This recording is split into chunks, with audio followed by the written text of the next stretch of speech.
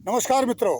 यह आप जो पताका लहराती देख रहे हो, यह हनुमान जी बजरंगबली पवन पुत्र हनुमान जी की भक्ति का प्रतीक है।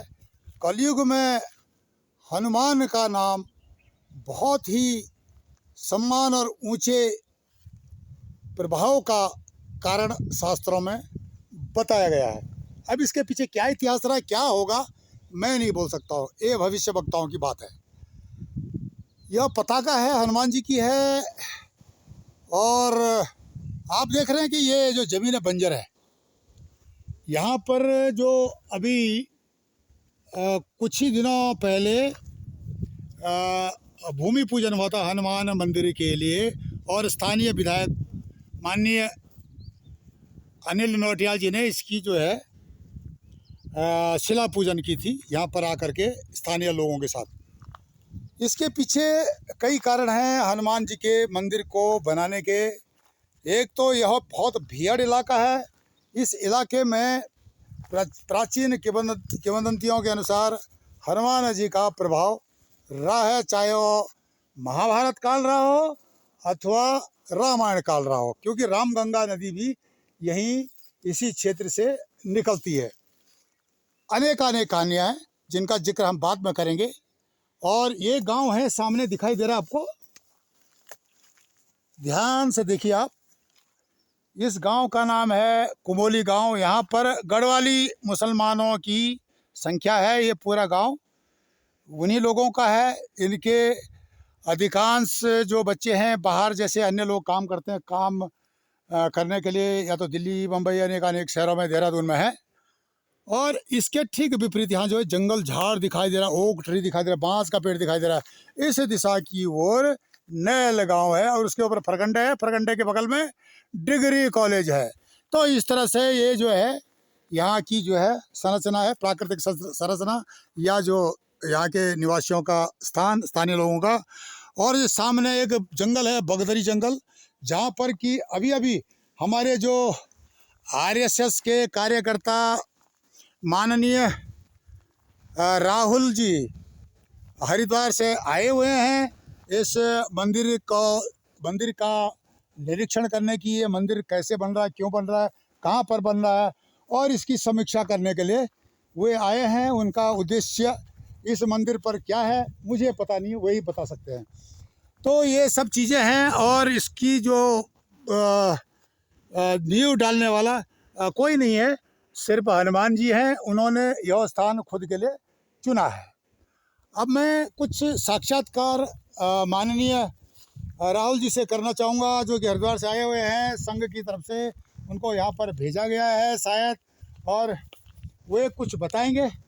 यहाँ पर राहुल जी, आपने यहाँ पर आए, आपने देखा, जंगल भी देखा, गांव भी देखा, हनुमान मंदिर की साइट भी देखी।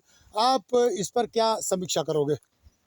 देखिए, वैसे तो ये एक पुरातन सिद्ध क्षेत्र भी है, क्योंकि इसकी अपनी विशेषता है। जैसे कि यहाँ के बारे में बताया जाता है कि आसपास नैल कुंबली नामक 2 गांव हैं, जो कि पहाड़ी मुस्लिम आबादी क्षेत्रों के गांव हैं। क्योंकि कहा जाता है कि यहाँ पे पहले से ही मुगलों के समय से, या नहीं उसके बाद से ही ये गांव बसे, क्योंकि पहाड़ में ज़्यादातर जो आबादी बसी है वो बसी है अंग्रेज़ों के आने के बाद से।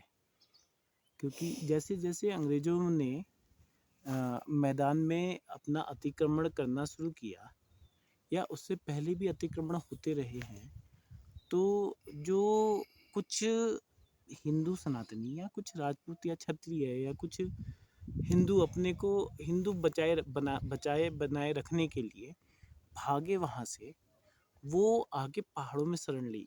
उन्होंने आके पहाड़ों में शरण ली है। जी जी।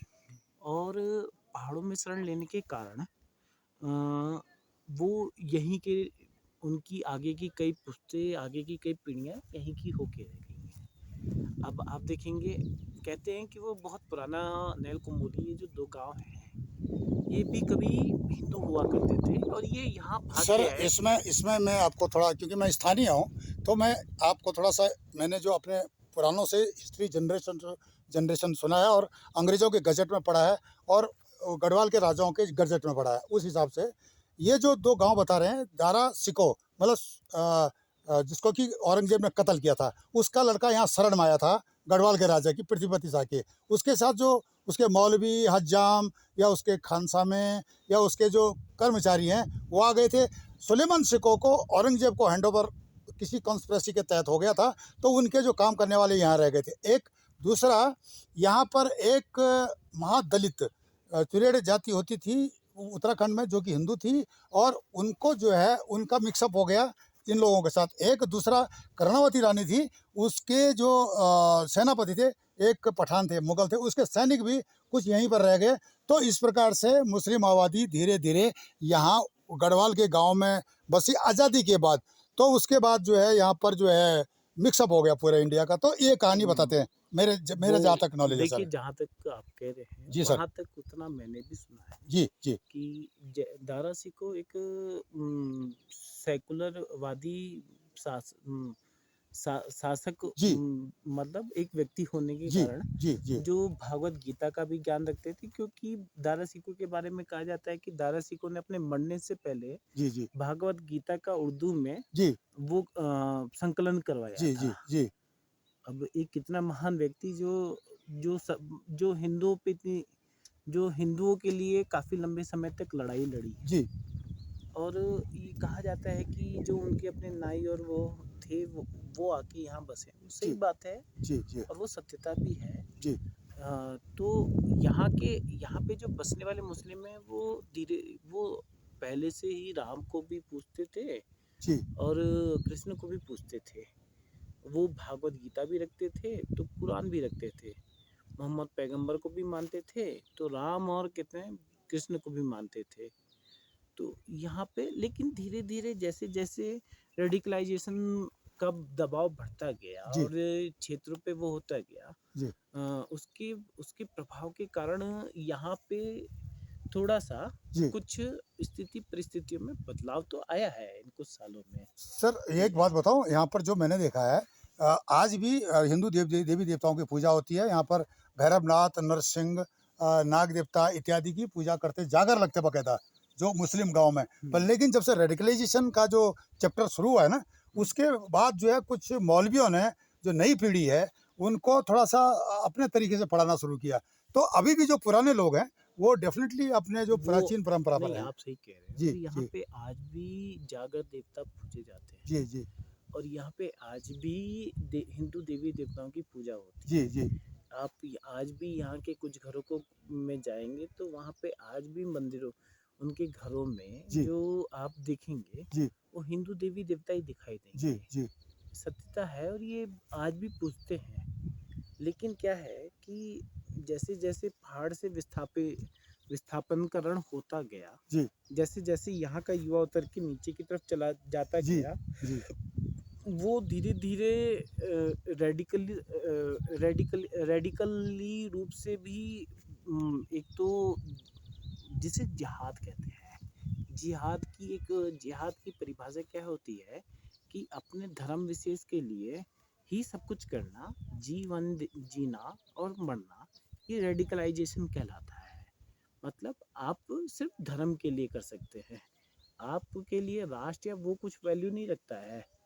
लेकिन क्या है कि भारतवर्ष, यहाँ के जो मुस्लिम थे वो अपने को सनातनी ही समझते थे, आज भी समझते हैं। आज भी जो आप ये बहुत से पूछो सर किसी भी यहाँ के मुसलमान जो को, बोलता है आधा हिंदू है आधा मुस्लिम है। हाँ वो आज भी हाँ कहेंगे आज और भी वो कहते यही हैं। कहते हैं और वो सच सच कहते हैं, वो गलत सही, नहीं इससे है। क्या, इस मंदिर से क्या भाईचारा बढ़ेगा जो ये मंदिर हनुमान जी का बन रहा है? देखिए ऐसा है, प्रारंभिक अवस्था में है, अभी तो शुरुआत भी नहीं हुई है। ऐसा है कि जहाँ जहाँ मंदिर होता है जी वहाँ पे आर्थिक उन्नति होती है। जी धार्मिकता, सनातन में कभी धार्मिक कट्टरता कभी थी ही नहीं। जी जी आप एक चीज, आप इसके इसके पुरातन को उठा के देखेंगे जी या पुरातन सनातन का पुरातन वो करेंगे, खगालेंगे, जी तो महाभारत होता है जी सिर्फ किस लिए होता है कि वहाँ पे एक बहुत बड़ा धर्म हुआ, जी उसलिए महाभारत किया गया। क्योंकि कौरव जो मतलब उनकी वृत्ति राक्षसों वाली हो गई थी, जी वो उसको समाप्त करने के लिए महाभारत किया गया। जी आइए जी। सर बैठते हैं ज़रा थोड़ी देर। सर यहाँ पर जो है ना, आप जो बता रहे हैं ना, ये जो यहाँ पर ये जैसे कि खुला इलाका है। अब आप अभी देख के आए कि ये जो इलाका है सामने जंगल में, आपने वहाँ पर एक सुनसान जंगल में एक टीन का टिप्पण देखा, मतलब छप्पर जैसा। हाँ, तो इससे क्या आप बता रहे थे, ये क्या चीज़ है? मेरी भी समझ में नहीं आया क्या चीज़ है, ये क्या हो सकता है? देखिए जब से बाहर से कुछ ऐसे कुछ तत्व आने शुरू हुए जिनका यहाँ नहीं आना चाहिए था, और यहाँ के लोगों पे प्रभाव उसका होना और उनको यहाँ पे एक जगह मिलना एक बहुत ही बड़ा वैसा विषय है, क्योंकि क्या पता वो कुछ भी हो सकता है। किसी ये तो किसी ठीक है सर, जिहादी चलो हम गए नहीं, हम नहीं जानते हैं। किसी पर लेकिन जिहादी शक तो हो जाता ट्रेडिशन। है ना। अब शक हो जाता है तो यहाँ का स्थानीय जो प्रशासन है, या यहाँ का स्थानीय जो जंगल विभाग है, वन विभाग है, वन पंचायत है, उसको तो इस विषय को संज्ञान में लेना चाहिए ना। हाँ, वो देखिए वो भी अपने स्तर पे काम कर रहे हैं। जी जी और ऐसा है कि ये एक तो बड़ी दूरा ये एक तो ये यहाँ का वन क्षेत्र जी जी। बहुत घने आबादी का फैला हुआ क्षेत्र है। अब दू देखो ना सर, आप इधर लेकिन देख ये लो, है मैं इधर ये दूर दूर तक ये खाली जमीन पड़ी हुई है। और यहाँ पर जो है कई बार ये देखा गया, लोग बोलते हैं, यहाँ के स्थानीय लोग बोलते हैं कि कुछ अजनबी लोगों का यह दिखाई देना, जो कि अनजान लोगों का दिखाई देना, उनको शक के घेरे में खड़ा करता है। मतलब या तो इनको शक के घेरे में खड़ा करता है स्थानीय लोगों को, और या जो है उनको डर लगता है, जिस कारण कि यहाँ पर मेरे ख्याल से फिलहाल हनुमान जी हैं, या बगल में ये दो गांव हैं, नैल और कुमोली, और थोड़े इक्का दुक्का जो गौशालाएं हैं जो यहाँ के रिखोली गांव वालों की। हम्म, ज़मीन तकरीबन ये रिखोली गांव वालों की है। और इस पर भी काफ़ी विवाद चल रहा है कि जो बाहर के लोग इसको न खरीदें, यहाँ के लोग ही खरीदें। ये सारी बातें होती रहती हैं, जिसका मुद्दा आगे तक प्रशासन तक भी गया है, वो बात तो अलग है। लेकिन ये जो मंदिर बन रहा है, कई लोग वामपंथी लोग बोलते हैं कि आप यहाँ पर जो है झगड़े की जड़ पैदा कर रहे हो, भाईचारा बिगड़ जाएगा। अब भाईचारा सर कैसे बिगड़ेगा, जबकि आधे हिंदू आधे मुसलमान नेल कुमोली के हैं, और पूरे हिंदू इधर पर रिखोली गांव का है, और हनुमान जी का मंदिर बन रहा है, जबकि हनुमान जी को यहाँ के नेल कुमोली वाले भी मानते हैं। तो इसमें जो वामपंथी जिस तरह से जहर फैला रहे हैं, क्या इस पर उत्तराखंड की सरकार संज्ञान लेगी? जरूर लेगी, और ऐसे ऐसे विषयों पे सरकारें जरूर समय समय पे कार्य और संज्ञान लेती है। ऐसा होता है कि बहुत सारी चीज़ें ऐसी होती हैं जो सरकार अपने स्तर पे करती है। अभी क्या है कि ऐसे क्षेत्रों में जो इस चीज़ को कहते हैं, क्या कभी उन्होंने किसी अवैध मस्जिद के बनने पे कभी आवाज़ उठाई है? कभी ये पूछा है कि ये बनी क्यों? हाँ, हजार हजार ऐसा क्यों होता है कि जब हजार सर एक हिंदू एक मंदिर बनता है तो उसी समय सबकी आवाज़ खुलती है, या सबको लगता है कि भाईचारा खतरे में आता है? अरे भाई, आप ये मुझे बताओ कि आप किसके चारे हो? ना, वो तो ठीक है सर, पर लेकिन ये जो बता रहे हैं ना, यहाँ पर जो वामपंथी जिस प्रकार से वो जो कट्टरपंथ को बढ़ाने के लिए योगदान दे रहे हैं, और सेकुलरवाद की बात करके अपना उल्लू सीधा करना चाहते हैं, या आपस में जैसे कि यहाँ पर 1000 रातों रात, 1000 से भी ज़्यादा है मज़ारें बनी है, और उनको उड़ाने की बात हो रही है। अब इनको नेस्त नबूद करेंगे हम, इस पर बुलडोजर चलाएंगे। क्या ये सारी चीज़ें हो रही हैं? क्या इस प्रकार से प्रशासन में जो पहले थे, शासन में थे या अभी हैं, क्या वो हमेशा इनको दिखाई नहीं देता है? पुलिस या ऐसा नहीं है। जी देखिए, जी सरकारें सरकारें जरूर चेंज होती हैं, लेकिन जी सरकार में काम करने वाला कर्मचारी कभी चेंज नहीं होता। जी कर्मचारी वही होता है, और हर बार ये जब बस इतना होता है जी कि कुछ रिटायर होते हैं तो जी कुछ नए नए भर्ती होके जी आते हैं।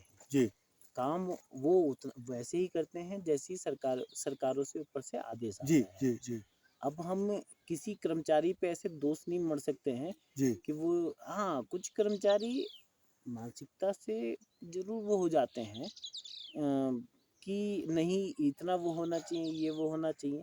लेकिन ये है कि सरकारें जैसे आप यूपी का ही उदाहरण ले लीजिए।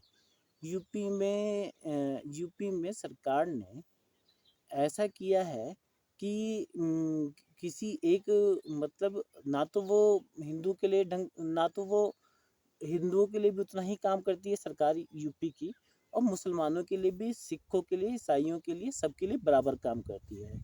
अब वहाँ की किसी भी आबादी, किसी भी पब्लिक के या किसी भी आदमी से पूछेंगे तो वो कहेंगे कि हाँ, योगी बहुत बढ़िया काम कर रहे हैं, चाहे वहाँ के मुस्लिम क्यों ना हो, चाहे वहाँ के हिंदू क्यों ना हो। वो यूपी का मसला है ना। अब मैं उत्तराखंड की बात ये है लेकिन कि उत्तराखंड में ये काफी लंबे समय से जी एक तो जी सरकारों की अस्थिरता इसका सबसे बड़ा मुख्य कारण रहा है, क्योंकि दूसरा सबसे बड़ा कारण रहा है कि एक पहाड़ और मैदान का जो विवाद सा बहुत पहले से बना आया है। सर, अभी तो पहाड़ मैदान का विवाद खत्म हो गया। अभी आप लगा लो, पहाड़ मैदान तो खत्म हो गया। एक्चुअली यहाँ पर जो पलायन है, बात पलायन की हो रही है। यहाँ का जो युवा है शहरों में चले जाता है रोजगार वगैरह के लिए, उसके बाद यहाँ जो बाहरी अजनबी लोगों का आना शुरू हो जाता है। वो वापस नहीं आते हैं। जी जी और होता ये है कि जी उनके जाने से जी बाहर से आने वाला जी जी यहाँ की खाली जमीनों को सस्ते में खरीद लेता है। आइए पीछे तो जी जी जी जी यहाँ की जमीनों को सस्ता खरीदते हैं जी जी और अपने को जी जी अपने को यहाँ का दिखाने की, अपने को यहाँ का बना वो होते हैं। नहीं, वो यहाँ पे रोजगार के साधन वो होने के वो बाद तो आप भी सब नहीं के बराबर है। वो आप सही बोले से, वो तो सच है। पर लेकिन जिस तरह से पलायन का ये जो दंश उत्तराखंड झेल रहा है, यहाँ का युवा मजबूर हो जाता बाहर जाने के लिए। अब इस तरह के अगर जो वास्तविक अपनी सनातनियों की भूमि, जिस प्रकार देवभूमि कही जाती है, यहाँ पर प्राचीन परंपराएं रही हैं, और ये अपनी जो ओरिजिनलिटी को, जैसे मक्का मदीना छोड़ करके माना कि जो हिजरत पर जा रहे हैं या सारे लोग भाग रहे हैं, पलायन कर रहे हैं, उसी तरह से ये उत्तराखंड जो सनातनियों की भूमि है, वेदों की भूमि है, ऋषि मनुष्यों की भूमि है, उसको छोड़ करके पलायन करने के बाद, पलायन कर लिया, ठीक है, पलायन करना कोई बुरी बात नहीं रोजी रोटी के लिए। पर लेकिन एकदम उत्तराखंड जो 2 अंतर्राष्ट्रीय सीमाओं वाला है, चीन भी लगता है और नेपाल भी लगता है, और उसके बाद यहाँ पर जो एंटी सोशल एलिमेंट्स, उनका यहाँ पर, या आप जिनको जिहादी बोलते हैं आजकल सुनाया जा रहा है, उस तरह के लोगों का यहाँ पर घुसना, ये कहाँ तक जो है उत्तराखंड को या भारत को खतरे नुकसान पहुंचाएगा। ये हाँ, ये पूछ रहे क्या? तो इस तरह के के मंदिर को बनाने के लिए जिस तरह से कि वामपंथी विरोध कर रहे हैं, देखिए, विरोध कर रहे हैं वामपंथी। जिहाद के कई कई स्तर होते हैं। जी जी जी जैसे कि लव जिहाद एक है, जी जी भूमि जिहाद जी होता है, जी दो एक होता है जी एक जी होता है जी इसमें कहते हैं, जिसमें आपका कहते हैं धार्मिक जिहाद होता है, जी जी। ठीक है। एक होता है बौद्धिक जिहाद है। सर, तो ये जब ये ये ये तो है सर, ये चल रहा है। पर लेकिन बौद्धिक जिहाद, आप इतने दूर से आए, इतनी स्टडी करने के बाद आपने जो पाया और यहाँ तक आए आप, मैं समझता हूँ कि आप यहाँ से जो है देश के लिए संदेश लेके जाओगे कि उत्तराखंड के लोग यहाँ से पलायन न करें और अपनी प्राचीन धार्मिक परंपरा को जीवित रखने का प्रयास करें। अगले एपिसोड में हम दोबारा मिलेंगे। नमस्कार, धन्यवाद।